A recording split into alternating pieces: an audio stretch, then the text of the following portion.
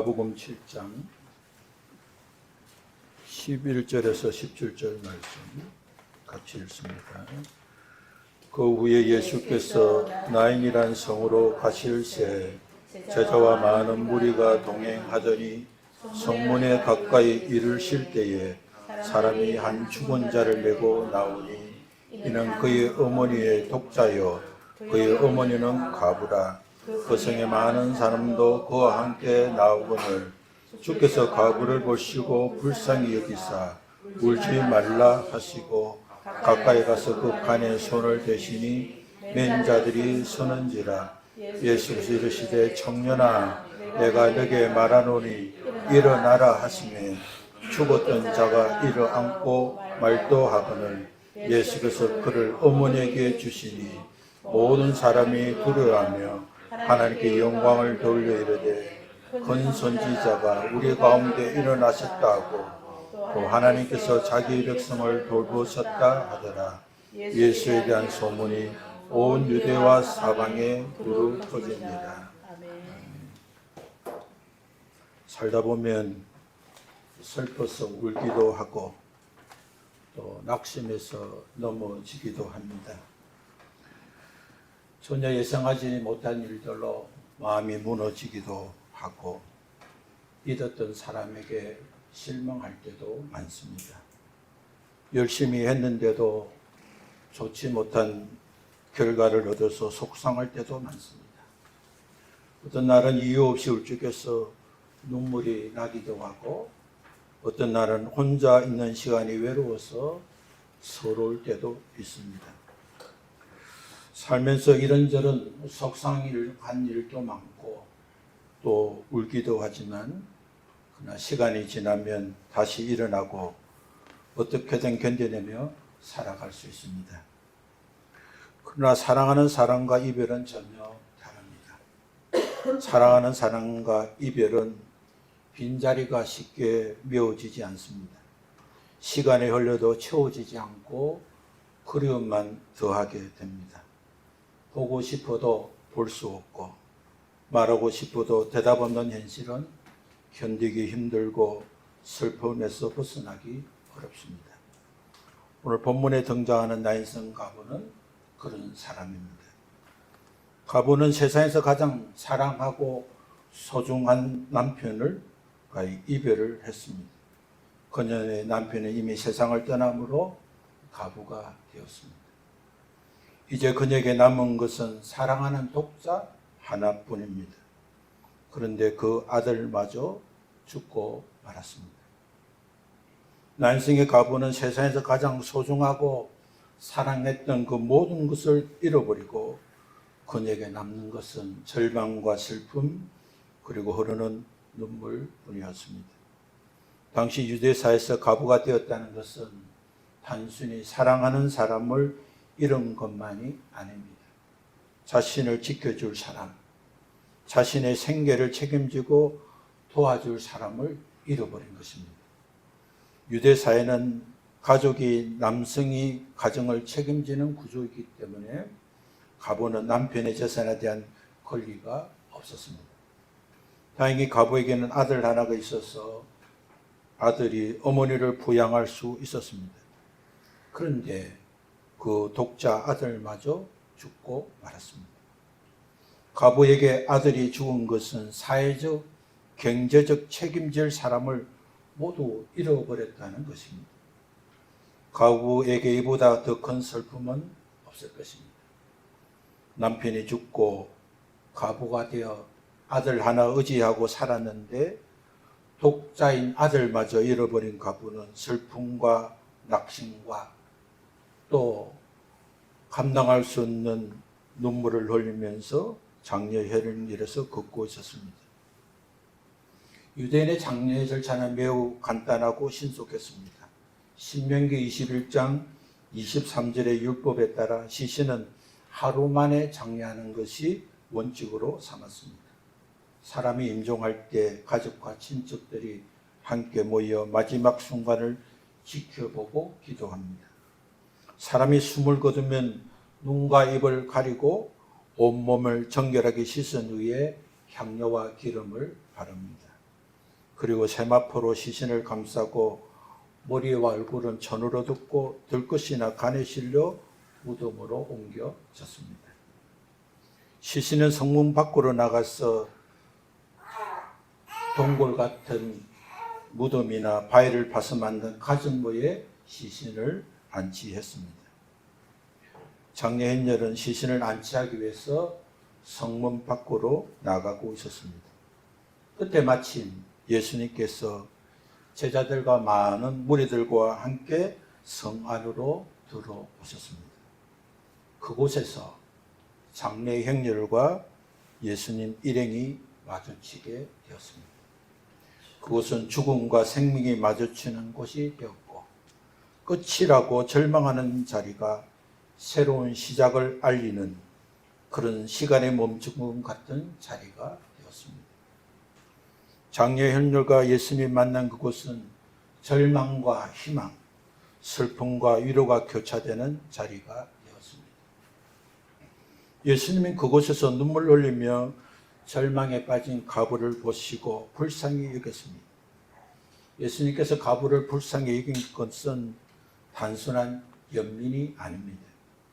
그녀의 고통과 절망을 아시고 보셨기 때문입니다. 예수님은 그녀에게 남아있는 유일한 아들마저 세상을 떠나서 더 이상 의지할 곳도 없고 상처받은 가부의 마음과 앞날의 고통을 아시는 주님께서 가부를 불쌍히 여기시며 울지 말라 하셨습니다. 그리고 죽은 아들 가까이 가셔서 간에 손을 대시며 청년아 내가 너에게 말하노니 일어나라 말씀하셨습니다. 그자 청년은 일어나고 말하기 시작했습니다. 청년은 죽어 있었습니다.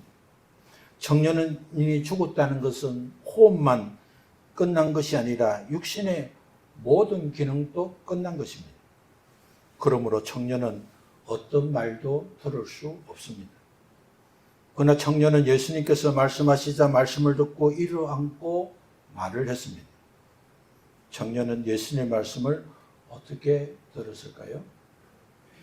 사람의 구조는 몸과 영혼이 하나로 이루어져 있습니다. 죽음이란 몸과 영혼이 둘로 갈라지는 것입니다.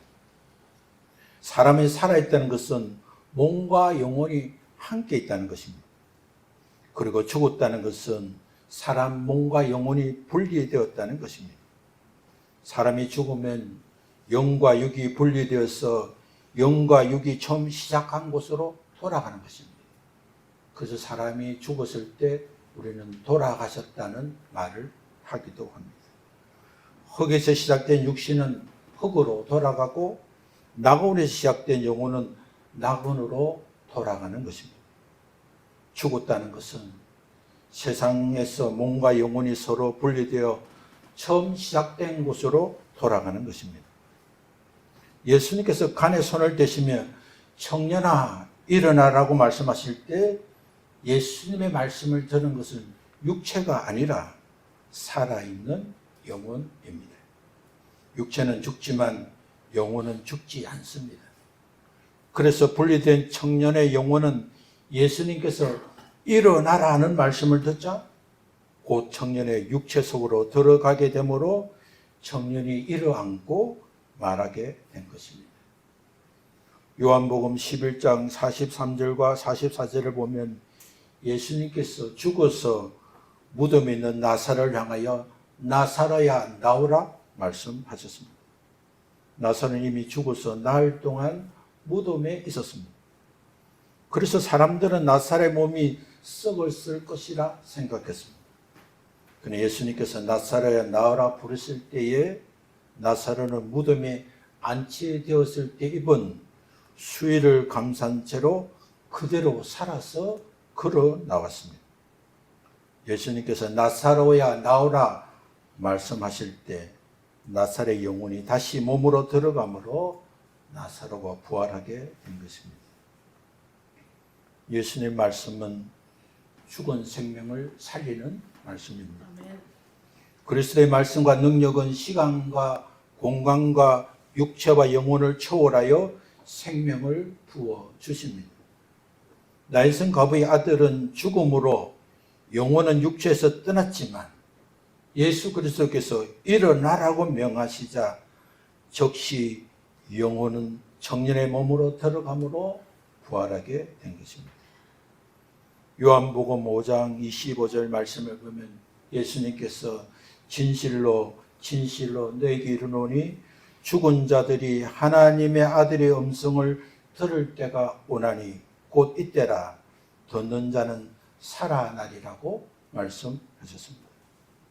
예수님은 생명의 주인이시며 생명을 주시는 하나님의 아들이십니다.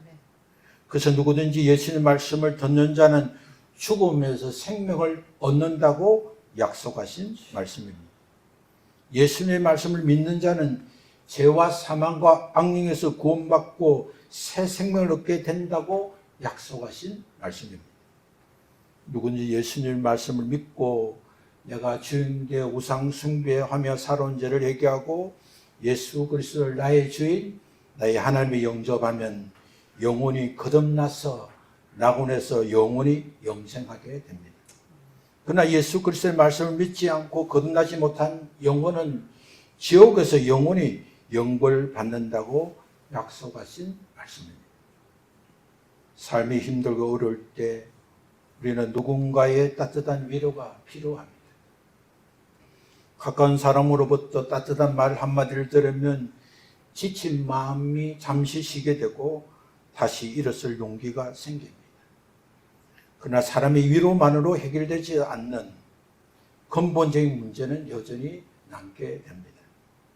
예수님은 단순한 위로자가 아니라 인생의 근본적인 문제를 해결해 주시는 하나님의 아들이십니다. 예수님은 나일성 가부를 불쌍히 여시고 울지 말라 하시고 청년에게 일어나라고 하신 것은 가부를 불쌍히 여기신 그러한 단순한 위로가 아니라 가부의 절망과 슬픔을 공감하시고 불쌍히 여기실 뿐만 아니라 가부가 우려했던 근본 문제를 해결해 주시기 위함이었습니다. 살다 보면 모든 것이 끝난 것 같아서 절망하고 울 때가 있습니다.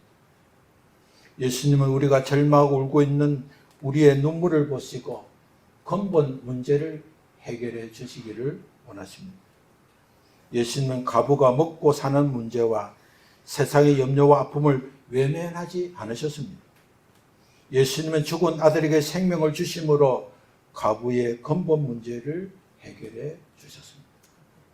그러므로 우리가 세상의 근심과 걱정으로 삶이 무너질 때 예수님께서 가부에게 울지 말라 하신 말씀을 기억해야 합니다. 예수님께서 죄와 사망과 악령에서 우리를 구원하신 것은 우리의 영혼을 구원해서 낙원에 보내기 위한 것만이 아니라 이 세상에서도 우리가 먹고 사는 문제, 걱정과 근심과 염려가 되는 문제를 해결하시고 이 세상에서 하나님 나라를 누리도록 하시도록 구원하신 것을 기억해야 할 것입니다. 예수님께서 가부의 근심과 슬픔의 근본적인 문제를 해결해 주신 것은 죽은 아들을 살려주는 것이었습니다. 그래서 청년에게 일어나라 하시며 살려주셨듯이 육신의 근본적인 문제를 해결하는 것은 영혼이 죄와 사망과 악령에서 먼저 깨어나는 것입니다. 죄와 사망과 악령이 원하는 악습과 악행을 반복하지 않도록 우리가 죄를 회개하고 악습과 악행에서 깨어나야 할 것입니다. 누구든지 육신의 문제만 집착하면 또 육신의 문제만 집중하면 올바른 해결책을 갖지 못합니다. 성경의 가르침은 영혼이 잘 되면 범사가 잘 되는 법칙입니다. 영혼이 잘 되면 하나님께서 우리에게 삶을 온전히 붙드시고 범사를 형통하게 하십니다. 그러므로 우리는 영혼이 잘 되기를 먼저 힘써야 하는 것입니다.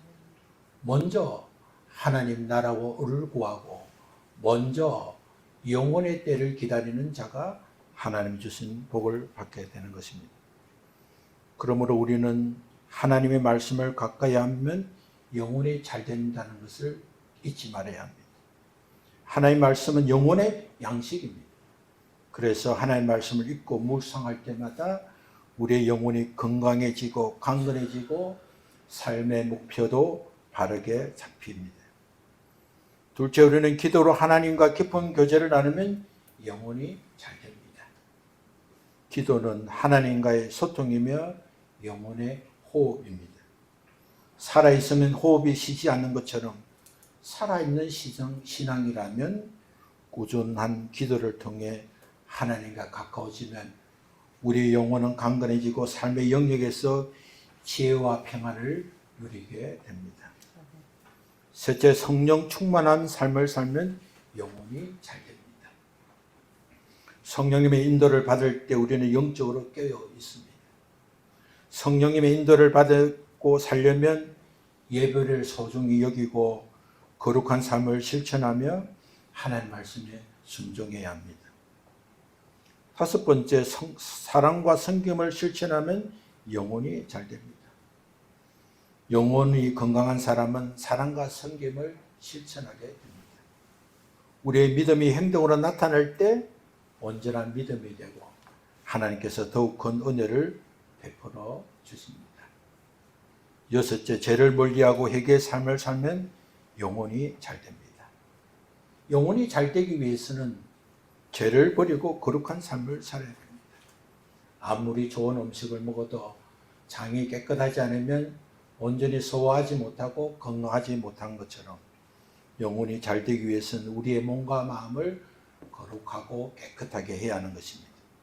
우리 주님은 우리의 죄를 용서하셔서 구원받아 하나님의 자녀가 되었지만 우리가 계속해서 죄를 회개하지 않으면 우리의 인격과 우리의 삶 속에 악습과 악행이 자리 잡기 마련인 것입니다.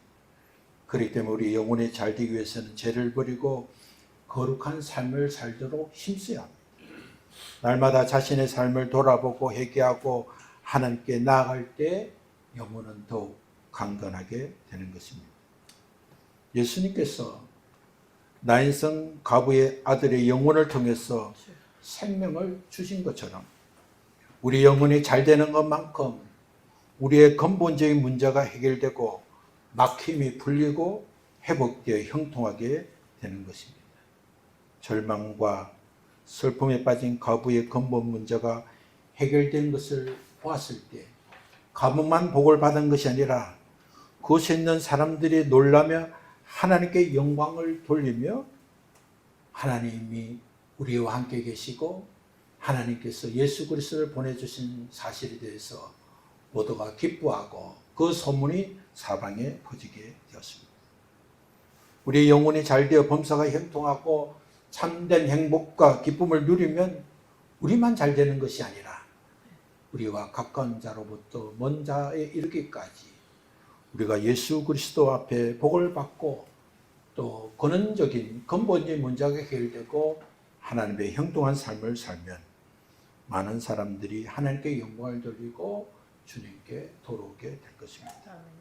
이런 은혜와 저와 여러분에게 충만하도록 오늘 주신 말씀 붙들고 순종해서 하나님이 주신 복을 받는 우리 모두가 되도록 예수 그리스도 이름으로 축원합니다. 네. 함께 일어나 찬송하겠습니다.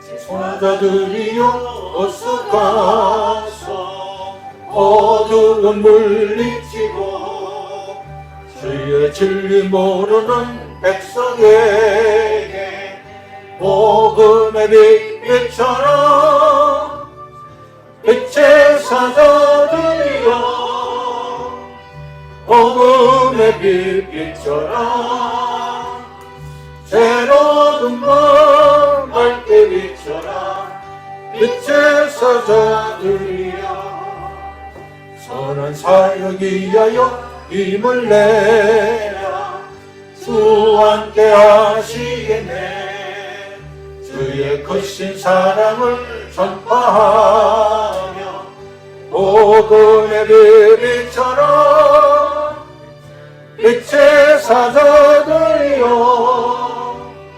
복음의 빛처럼 새로운 밤 밝게 비춰라 빛의 사자들이여 주님 부탁하신 말 순종하여 이 진리 전파라 산을 넘고 물 건너 힘을 다해 복음의 빛처럼 빛의 사자들이여 복음의 빛처럼 새로운 밤 밝게 비춰라 빛의 사자들이여 동서남북 어디나 땅끝까지 주님만 의지하고 눈 어두워 못 보는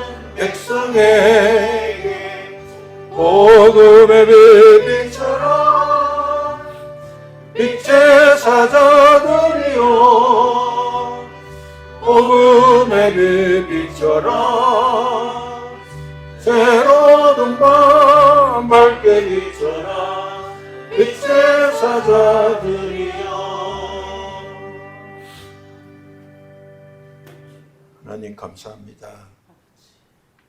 나인성에 예수님께서 성 안으로 들어가실 때 장례의 행렬에서 울고 있는 여인을 보시며 그를 불쌍히 여기시고 그가 왜 우는지 그가 어떤 형편에 있는지 그에게 참 구원은 무엇인지 아시는 주님께서 여인에게 울지 말라 말씀하시고 여인이 울게 된 근본 문제인 죽어 있는 아들에게 생명을 주시고 어머니를 부양하고 하나님이 기쁨이 되는 가정으로 회복시켜 주신 주님을 찬양합니다.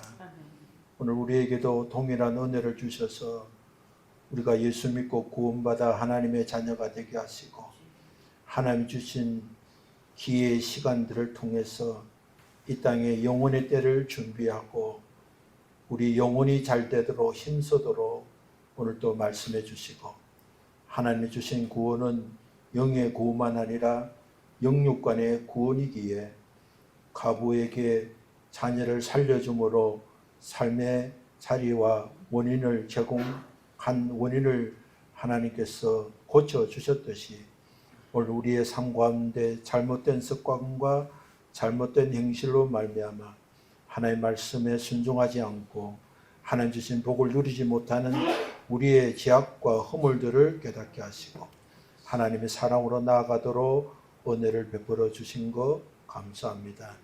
오늘 주의 말씀을 기억하게 하시고 하나님 우리가 지식과 지혜로 남지 않고 하나님 말씀을 붙들고 실천함으로 영혼이 잘 되어서 범사가 형통하는 복을 받도록 주께서 더하시는 은혜가 우리 가운데 있게 하여 주옵소서. 이제는 우리를 구원하신 예수 그리스도의 은혜와 그 은혜 안에 살도록 역사하신 하나님의 크신 사랑과 그 사랑과 그 은혜를 깨닫고 오늘 또 주님의 말씀대로 행하도록 우리 안에 내주하시고 역사하시는 성령님의 교통하심이 주의 말씀을 듣고 영혼이 잘되고 범사가 잘되는 복을 받기 위해서 오늘 주님께서 우리에게 알려주신 말씀을 붙들고 한 주간 동안 남은 생애 동안 말씀대로 순종해서 형통한 복을 받기를 원하는 사랑하는 주의 자녀들 머리 위에 가정 위에 일터 위에 걷는 걸음마다 동행하시고 역사하여 주시기를 예수 그리스도 이름으로 축원합니다. 아멘.